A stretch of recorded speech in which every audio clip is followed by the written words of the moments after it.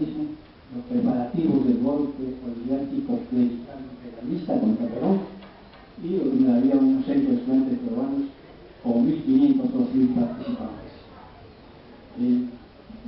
Gustoso venido para dirigir algunas palabras. Y luego, con mi Tobalés, así con cariño, Winston, y a Raúl Nisman, a quien lo conozco ahora físicamente, a Guillermo sí lo conozco y está igualito que en su página digital. Un poco más viejo que las primeras veces que se hacía la página digital, pero eso es inevitable. Bueno, entonces, hemos organizado así. El doctor Jorge Rendón Vázquez va a hacer una semblanza de quién es Raulismo. Luego, Tovaris Winston, mi querido camarada, va a hacer un introito al libro. Y luego Raúl nos dirá algunas cosas que puede añadir a su producción y lo último está haciendo. Bueno, entonces dejamos con la palabra al doctor Jorge Rendón Vázquez.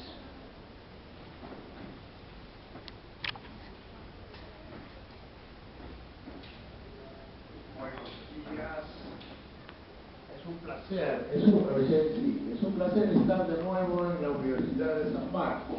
Ustedes son jóvenes y no me conocen, pero yo he vivido prácticamente aposentado desde 1964 en la Facultad de Derecho, donde tuve un cargo en la Cátedra de Derecho del Trabajo hasta que 3 décadas después me retiré, pero no de todo, sino continuando como profesor del posgrado, maestría y doctorado. De manera tal que yo soy un sanmarquino. Y soy un sanmarquino no solamente de espíritu, sino también de cuerpo. Comprendo que los estudiantes, sobre todo de letras, de los últimos tiempos, no me conozcan. Natural, los profesores pasan. Y ustedes no pueden saber quiénes fueron los profesores que salieron 10 años antes de que ustedes comenzaran a estudiar. Pero esos profesores existieron y algunos dejaron huellas muy profundas. Ahora me dedico a la literatura sin perder de vista el derecho, desde luego. Digamos, por estos andares literarios y por conocer la Argentina, haber andado mucho tiempo por el gran país de Plata, tuve la suerte de conocer a Raúl Nisman hace unos 5 años ya. Raúl Nisman, ahora tiene 60 años, es profesor de la Universidad de Buenos Aires y además profesor de un colegio de aplicación anexo a la universidad. Pero es un hombre, sobre todo, muy culto, es un periodista muy informado y con una memoria de elefante, porque se acuerda hasta de los hechos más niños que han ocurrido en la historia de Argentina y América Latina. Y entre sus destellos de genialidad está también la literatura. Tiene un libro de cuentos ya publicado, Muerte Súbita, y ahora tiene este otro libro de cuentos eróticos, según dijo mi amigo Winston O'Keefe, por lo cual el tema se hace muy atrayente, desde luego, ¿no? Yo no soy un entendido, un erudito en el tema de la erótica, pero puedo entender lo que cualquier ser humano entiende, con cierta formación entiendo de esto, que es Winston O'Keefe y el propio autor les explicarán a ustedes que el contenido, la orientación de este libro. Lo que yo quiero añadir es lo siguiente. Raúl Nisman es también director de un importante periódico digital universal que se publica en Buenos Aires, se llama Relación Popular. Este lo carga solo él, con la ayuda de innumerables intelectuales que publican allá sus artículos, su periódico de crítica, pero de crítica multiocasional, que va desde la política, la economía, la cultura en general, la literatura y hasta los chismes. Les recomiendo que lo lean, simplemente ponen ustedes en la pantalla de Google Relación Popular y les va a aparecer este periódico muy bien informado. Y él lo hace. Ahora se trajo a la computadora y sigue viendo el periódico, no acá por supuesto, tiene que dar esta conferencia. Eso es Raulismo, un intelectual muy conocido en la Argentina. Bueno, con esto podría terminar yo, pero no puedo contenerme de decir unas cuantas palabras sobre el tema de la erótica, no precisamente con la erudición, la profundidad y el gusto que pueden tener Winston y el propio autor, sino como un hombre instruido, en fin, a partir de lo que ha leído. En los primeros tiempos de la humanidad, el acto sexual era común, corriente, como los animales, no tienen vergüenza de practicarlo. La noción de vergüenza no existe entre ellos. Y en el hombre, como integrante de esta especie humana, tampoco existía esta sensación, esto que se ha convertido en una especie de tabú, la vergüenza por la práctica del acto sexual. Y si ustedes se interesan por la historia de Grecia y de Roma, la historia de Egipto, de los países del Asia Menor, y se van a encontrar con que el acto sexual se practicaba de una manera tan natural como comer o realizar cualquier otra función corporal.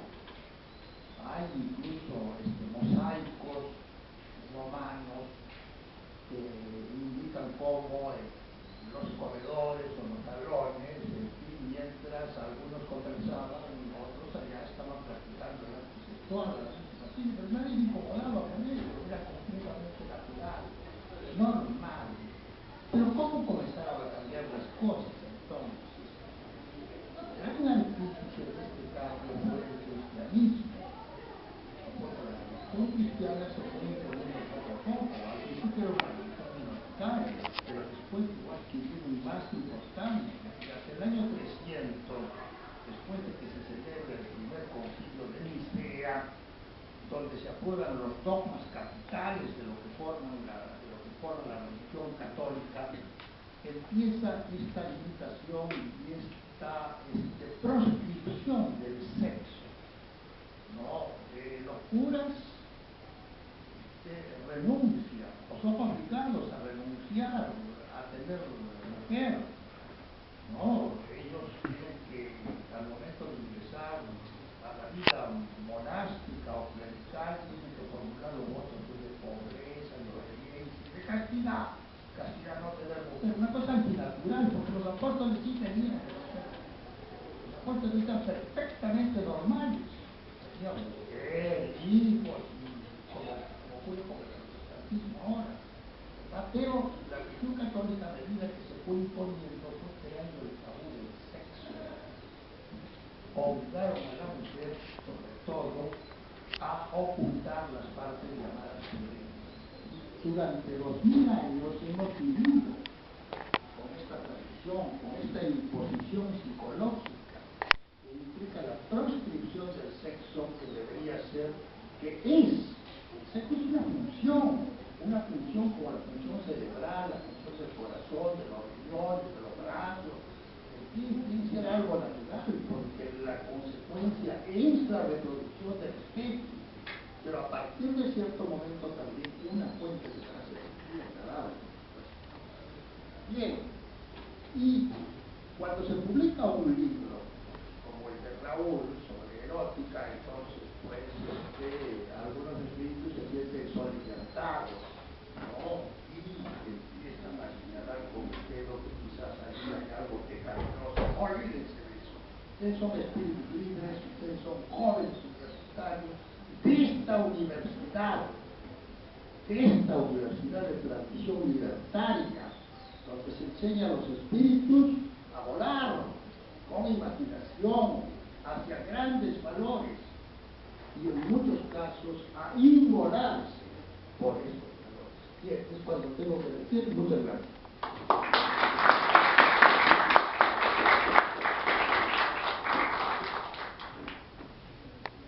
Algo que yo quiero resaltar en primer lugar, porque tengo un curso de interpretación de textos para la especialidad de comunicación social, es que Raúl es un paradigma de lo que nosotros hablamos a cada momento.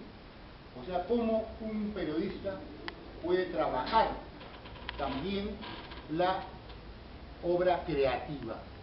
Y en realidad, prácticamente todos los grandes creadores de la literatura, stricto sensu, son también muy buenos periodistas. Hablemos, por ejemplo, ¿no?, de García Márquez, para hacer un paradigma. Ustedes leen a García Márquez, ¿no?, algunas de las obras en prosa de ficción, y pueden también encontrar con facilidad sus artículos, que son realmente una delicia, ¿no? O sea, uno puede sentir el placer estético en la obra creativa per se, o en un artículo, una crónica, una entrevista o un gran reportaje. Ese es el gran García Márquez. Ahora, Raúl Lisman ya ha hablado, Jorge, sobre su periódico virtual, ¿no?, Redacción Popular, que tiene la riquísima importancia para nosotros, es que todos los artículos que nosotros trabajamos en el Perú los mandamos a Redacción Popular y todos salen. O sea, cuando yo comento un libro acá en el Perú, al día siguiente ya Jorge lo mandó al mundo. No sé en cuántos países se lee en Redacción Popular, pero supongo que... No solamente en los países de lengua hispana, se lee en Túnez, se lee ¿cómo se dice? En Holanda, por ejemplo, se lee en Estados Unidos por latinoamericanos que viven en Estados Unidos. O sea, es una difusión extraordinaria. O sea que nosotros, al invitar a Raúl y al haber hecho este libro, que es en realidad una selección de un volumen bastante más grueso, acá solamente hay 4 cuentos, ¿no?, hemos estado haciendo lo que sería el mínimo pago de una deuda absolutamente infinita y absolutamente impagable, ¿no? O sea, la difusión de nuestra cultura, ¿no?, allende las fronteras nacionales, ¿no? Porque lógicamente acá también tenemos, ¿no?, por ejemplo, Mariátegui, la revista virtual Mariátegui, que es también excelente, ¿no?, y también se publica, pero él tiene menos dimensión que Redacción Popular. A Raúl lo leí yo con su libro de cuentos famoso, ¿no?, Muerte Súbita, que además es muy interesante, ¿no? Lástima que no haya una edición peruana, pero de repente puede haber. Es un libro donde se trabaja un crimen desde el punto de vista más mediático, o sea, cómo los medios de comunicación tratan, deforman un crimen, ¿no?, que es precisamente el que da título al libro Muerte Súbita, ¿no? Y ahí hay una primera característica que yo quiero destacar. No hay ninguna necesidad de utilizar un lenguaje civilino, complicado, con metalenguajes, sino una de las características extraordinarias de la prosa de Raúl es su sencillez, su carácter directo y su uso, no de lo que sería un lenguaje exquisito de los académicos, sino lo que podría ser un sermo, o sea, una lengua común, y mucho también de lo que se llama el lenguaje coloquial. En este sentido, ¿no?, Muerte Súbita es un excelente primer paso para estos cuentos eróticos. Y en los cuentos eróticos hay una tremenda importancia. Hay lo que sería, y los psicólogos conocen esto del borderline, ¿no? O sea, estar cerca. Algunos piensan, ¿no? Si tú das un paso en falso, llegas del erotismo a la pornografía. Y lo que no hay jamais de David en la obra de nuestro amigo es pornografía. Lo que hay es una intensidad, ¿no?, de la figura, ¿no?, erótica, y algo de lo que a mí me parece más extraordinario, que es cómo él evita caer en eso. ¿Saben cómo? Con el uso de las metáforas, con el uso de la ironía, que presenta una suerte de anticlímax, ¿no? En el momento en que veamos que va a caer, entonces el autor, ¿no?, nos lleva, además, su excepcional cultura, ¿no?, permite que las metáforas, disculpa porque estoy con una medicación que me seca más lo que se seca cuando uno habla, y en ese sentido el libro va por lo que llamaríamos el filo de la navaja. Entre una narración, y estoy leyendo mi prólogo, he hecho el prólogo de este libro, que desmitifique el sexo, u otra que medre con él y convierta nuestra creación en fácil presa de aquello que mutatis mutandis se llamaría, pues, no, la pornografía. Rubén discurre por estos senderos problemáticos y, por ejemplo, encontramos la descripción de Andrea, la protagonista del primer cuento. Andrea, a los 10 años, medía más de 1 metro con 60 centímetros y el busto, en la descripción, que llegaría ya desarrollado a la sabrosa medida corpinística de 1,30 de ironía, pugnaba por parecer sensiblemente cual idea hegeliana. ¿Se imaginan? Está describiendo, ¿no?, algo tan extraordinario como la turgencia del pecho, de los senos femeninos, y lo compara con una idea hegeliana, ¿no? Las descripciones, pues, son especialmente sabias. Yo confieso que te agradezco porque he vuelto a leer el libro, y como esos libros o como esos potajes que cuando uno más lo come o más lo lee, mejor le encuentra el sabor. Y efectivamente, por ejemplo, en la descripción de la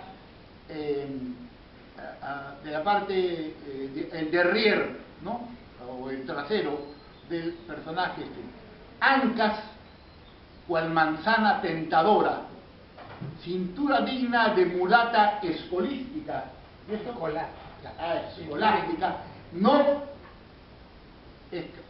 escolástica, ¿no? O sea, ven ustedes cómo mete la palabra, ¿no?, filosófica. Senos que eran una invitación a lo pecaminoso, boca tentadora, todo el paquete íntegro significaba placer infatigablemente voluptuoso. Raúl, que es un narrador nato, además casi todos los cuentos de él son, ¿no?, usando lo que se llama el autor, la tercera persona, ¿no?, y por eso el manejo de la prosa, lo que se llama el narrador omnisciente, ¿no?, nos conduce, ¿no?, de sorpresa en sorpresa, ¿no? Y precisamente uno de los caracteres más importantes de sus cuentos es el manejo del suspenso de la sorpresa. Y como acaba este cuento de Andrea, ¿no?, cuando, que además era una especie de pequeña ninfómana, ¿no?, se mete con un mendigo y el mendigo parece que no quería nada porque tenía dentro de la de chapetón, ¿cómo se llama? Sobre todo se llama la que tenía un abrigo, pero era verano. No cuentes todo el cuento. Ya, entonces había algo allí. Y menos el final. Claro, no, porque el final justamente es la sorpresa maravillosa, ¿no? Otro cuento importante es Gracia y el sexo, que está en el segundo. Realidad y fantasía. Precisamente la realidad y la fantasía son dos elementos concomitantes en la obra de él. O sea, lo que está acá, y esto se da especialmente en el último cuento, en el erotismo marino, que para mí es en realidad una suerte de poema en prosa. En el caso del sexo, por ejemplo,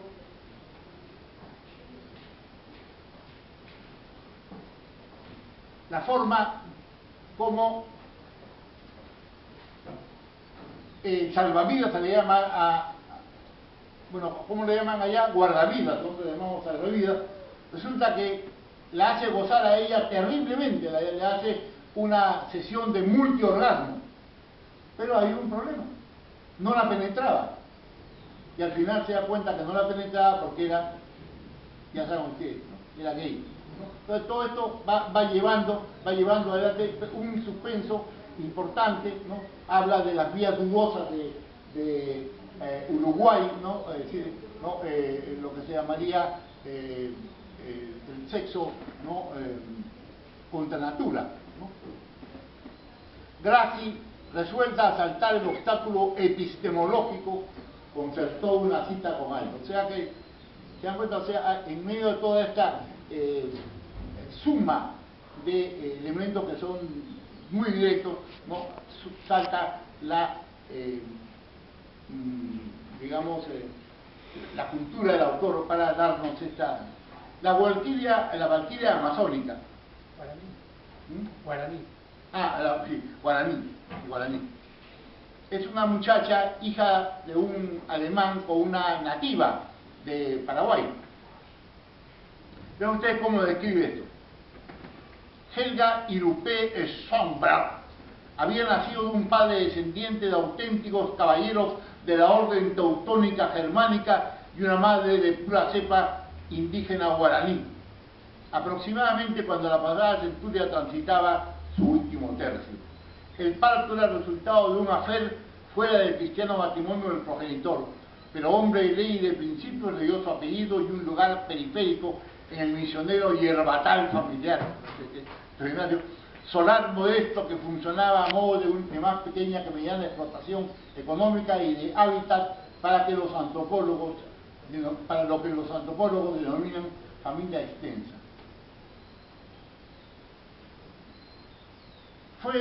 Esta es una parte deliciosa para mí, fue una hermosa niña y pasó casi sin transición a la condición de señora, ya que puso en ella sus ojos Roberto Paniagua, Roberto Paniagua, robusto morochón que resultó descendiente de mensudes paraguayos y su cache contemporáneo. Era peón de un obraje adscrito al yerbatal y perteneciente a don Karl Skromel. Como es de imaginar, puso algo más que los ojos, porque Helga no tenía aún 17 años cuando su vientre daba inequívocos signos de gravidez. Esta cosa de ironía es lo que constantemente nos lleva, ¿no? El apelativo de la valquiria guaraní se lo había puesto un maestro de dibujo cuando apenas contaba 12 años de edad. Prendió en la comunidad, más allá de la incomprensión acerca del wagneriano significado que los rústicos aldeanos ni siquiera imaginan. Valquiria,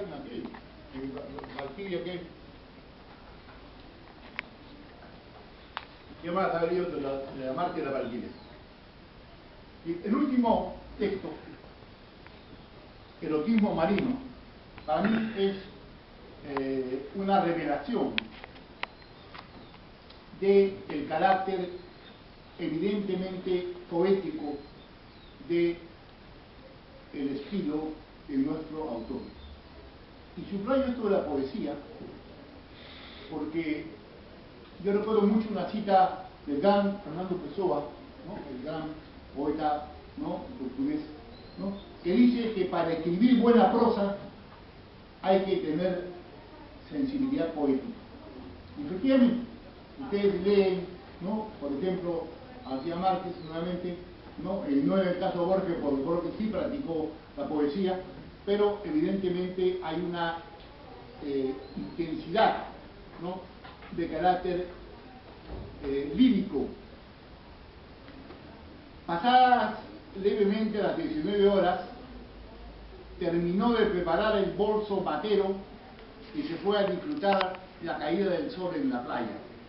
Quedaba muy poca gente y a medida que el sol se despedía, El celeste del cielo se oscurecía lentamente y el lugar se reducía a un acogedor y tibio vacío. Ni siquiera había pescadores importunando con sus cañas y todo este era el ambiente, ¿no? Y en ese ambiente va a desplegar el personaje, el protagonista, su silla para hacer algo que nosotros no practicamos, ¿no? O sea, tomar su mate, ¿no? Puso su sillón plegable cerca de la orilla y se sirvió el primero del termo. Y la primera vez que lo leí no entendí mucho. Y después volví y me di cuenta que era justamente un termo de mate, ¿no? Lo saboreó lentamente mientras levantaba la vista. El conjunto del azul oscuro del cielo, los tonos degradé de la descripción hermosa del océano y el cono de luz que bajaba recortándose desde lo alto, ostentaba una belleza entre dulce y agresiva que superaba la paleta más imaginativa del plástico mejor inspirado. Por un momento pensó que le hubiera gustado hacer uno de ellos, o sea, un artista plástico, frente a la belleza, ¿no?, de un crepúsculo, ¿no?, y pasar a la posteridad retratando esa porción privilegiada del mundo natural. Naturaleza salvaje, se podría llamar el cuadro que hubiera realizado. Por detrás la ciudad balnearia se preparaba, o sea, todo un sitio que puede ser, digamos, Punta Negra, Santa María o cualquiera de las playas del sur, ¿no? Pero vean ustedes cómo describe. Levantó una vez más la vista hacia la alucinante luz selenita, de la luna selenita, ¿no?, y entonces la vio. Este es en realidad para mí un cuento poema. Para mí es un poema en prosa, a pesar de la intensidad lúbrica de cierta parte. Parecía haber emergido desde el mar y caminaba hacia él desde el mismo sitio en que los rayos se fusionaban con el océano. Se sentó a sus pies y le pidió un mate con un gesto. Lo único mojado era su pelo largo y rubio. Su piel, en cambio, esto es la que crea la irrealidad, estaba seca y su cuerpo sin arena adherida en toda la barroca superficie. La descripción, ¿no? Un cuerpo barroco, que imaginen ustedes cómo es un cuerpo barroco, ¿no? La curva y todo, ¿no? Sorbió el mate como el ademán de una hechicera sapiente, casi con estudiada tranquilidad. Lo miró y se desabrochó el miembro superior de la bikini, dejando expuestos dos magníficos pechos. Y acá nuestro autor entra pues en la descripción de los pechos, ¿no? El hombre sorprendido balbuceó una pregunta tirando a tonta del tipo, ¿no? Siempre venís a esta playa, versión cuasi posmoderna del estudiar, ya esta ironía, versión cuasi posmoderna del estudiar o trabajar, o estudio o trabaja, mientras se servía un mate, me dio una extraña excitación, mucho más inquietante por estar viviendo algo que sabía desconocido. Pasó un segundo, tal vez transcurrió 1000 años, y ella con suave energía le quitó el chorro.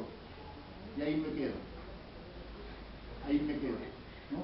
Porque es una invitación a que ustedes lean el cuento, por supuesto, ¿no? Lo interesante es que después de una, digamos, exuberante escena erótica, en la cual no está ajeno, ¿no?, el sexo oral, por supuesto, el personaje desaparece.